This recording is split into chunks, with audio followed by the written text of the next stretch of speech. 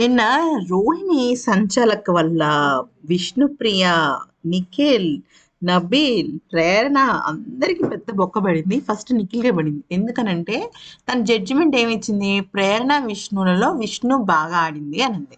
విష్ణు ఎవరి ఫోటో పెట్టింది? నిఖిల్ ఫోటో పెట్టింది. సో నిఖిల్ కదా వెళ్ళాల్సింది ఓట్ అప్పీల్‌కి.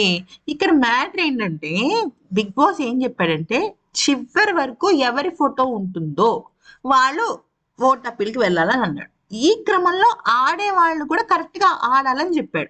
అంతేగాని ఆడేవాళ్ళు కరెక్ట్‌గా ఆడిన తర్వాత ఎవరి ఫోటో మిగిలింది? నిఖిల్ ఫోటోనే కదా మిగిలింది.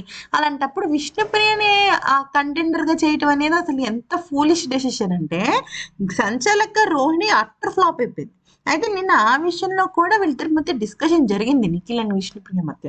అదే నిఖిల్ అన్నాడు, నువ్వు బాగా ఆడావు కదరా, నీ చేతిలో నా ఫోటో ఉంది కదరా, మరి నీ ఎవరికి ఇవ్వాలరా ఓట్ అప్పీల్ అంటే అయితే విష్ణు అంది ఫస్ట్, లేదురా ఎవరు కరెక్ట్గా ఆడారో వాళ్ళకి ఇవ్వమని చెప్పాడు కదా బిగ్ బాస్ అంటే. అలా ఇవ్వమని చెప్పలేదు, కరెక్ట్గానే ఆడారా అని ప్రశ్నించారు. కరెక్ట్గా ఆడిన వాళ్ళు ఎవరు? నువ్వు ఆడావు, ప్రేరణ ఆడింది.